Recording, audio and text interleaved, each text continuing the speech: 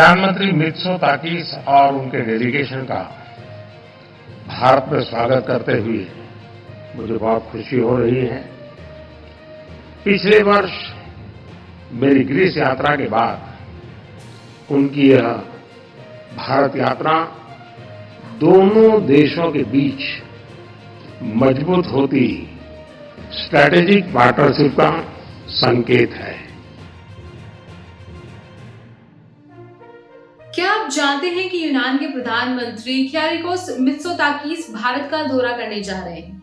क्या आप जानते हैं कि भारत और यूनान ने अपने संबंधों को रणनीतिक साझेदारी के स्तर पर उन्नत करने का फैसला किया है? और क्या आप ये भी जानते हैं कि भारत और यूनान के बीच समुद्री सुरक्षा, लाल सागर संकट, रक्षा सहयोग और भारत मध्य पूर्व यूरोप आर्थिक गलियारे यानी कि IMEC जैसे महत्वपूर्ण मुद्दों पर चर्चा होने की उम्मीद है।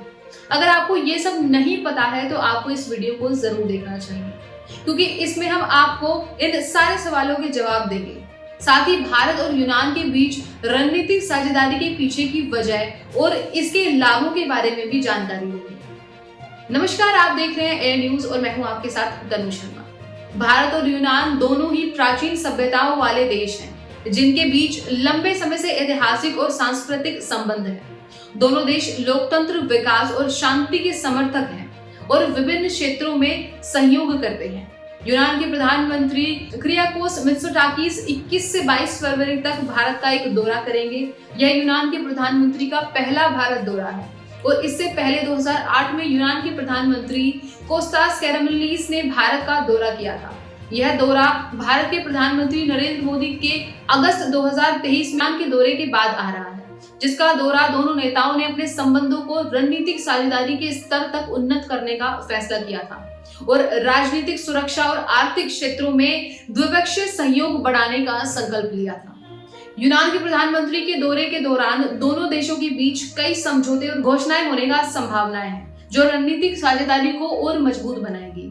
इनमें समुद्री रक्षा, लाल सागर संकट, रक्षा सहयोग, भारत मध्य पूर्व यूरोप आर्थिक गलियारे यानी कि IMEC, विज्ञान और प्रौद्योगिकी, कृषि, शिक्षा, संस्कृति, पर्यटन और लोकतंत्र के क्षेत्र भी शामिल हैं। समुद्री रक्षा के क्षेत्र में भारत और यूनान ने अपनी सामुदायिक रुचियों और चुनौतियों को समझा है और इसे अपने संबंधों का एक महत्वपूर्ण आधार बनाया है। दोनों देश लाल सागर में बढ़ते तनाव को चिंताजनक मानते हैं और इसके लिए एक सामंजस्यपूर्ण और नियमानुसार निराकरण करने का समर्थन करते हैं। दोनों देश अपने समुद्री राजमार्गों की सुरक्षा और आजादी को बनाए रखने के लिए सहयोग करने का इरादा रखते हैं और समुद्री अपराध, आतंकवाद, प्राइवेसी, अवैध मछली पकड़ने और प्रदूषण जैसे सामुदायिक समस्याओं का सामना करने के लिए अपनी क्षमताओं को बढ़ाने का प्रयास करेंगे। रक्षा सहयोग के क्षेत्र में भी भारत और यूनान ने अपने सैन्य अभ्यासों, अधिकारियों के आदान प्रदान और रक्षा उपकरणों के विकास और निर्यात को बढ़ावा देने का संकल्प लिया है।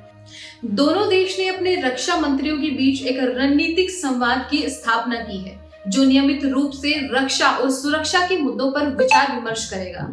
इसके अलावा भारत मध्य पूर्व यूरोप आर्थिक गलियारे यानी कि IMEC के क्षेत्र में भी भारत और यूनान ने एक नई और उत्साहजनक पहल की है, जो भारत के उत्तर पश्चिमी राज्यों को मध्य पूर्व और यूरोप के साथ जोड़ने का उद्देश्य रखता है। यह गलियारा भारत के गुजरात, महाराष्ट्र, राजस्थान, पंजाब, हरियाणा, उत्तर प्रदेश और दिल्ली को ईरान, इराक, तुर्की, यूनान, Bulgaria, Romania, Serbia, Hungary, Australia, Germany, France और बेल्जियम के साथ जोड़ेगा। यह गलियारा रेल, सड़क, नदी और बंदरगाहों के माध्यम से आर्थिक और व्यापारिक संबंध स्थापित करेगा और इसका लाभ दोनों देशों के लोगों को मिलेगा। आपको बता दें कि विज्ञान और प्रौद्योगिकी के क्षेत्र में भारत और यूनान ने अपने वैज्ञानिक शोधकर्ताओं और उद्यमियों के बीच अधिक सहयोग और अदला बदली को बढ़ाने का इरादा जताया है।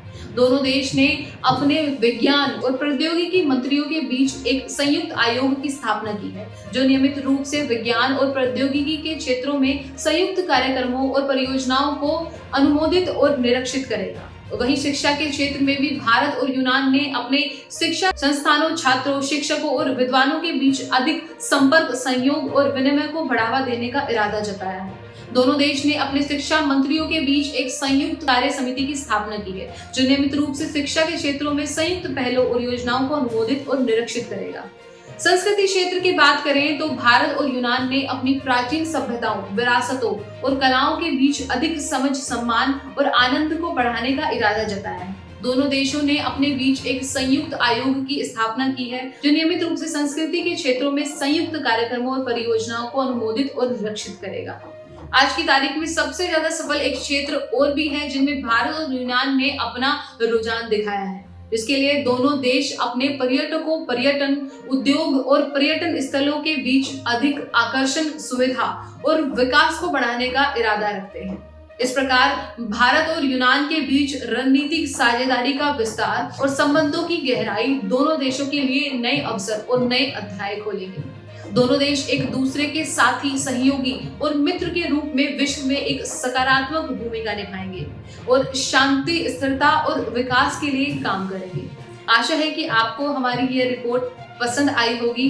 इसके साथ साथ मैं तनु शर्मा आपसे विदा लेती हूँ। फिर मिलती हूँ एक नई अपडेट के साथ। तब तक के लिए आप देखते रहिए एयर न्यूज। नमस्कार।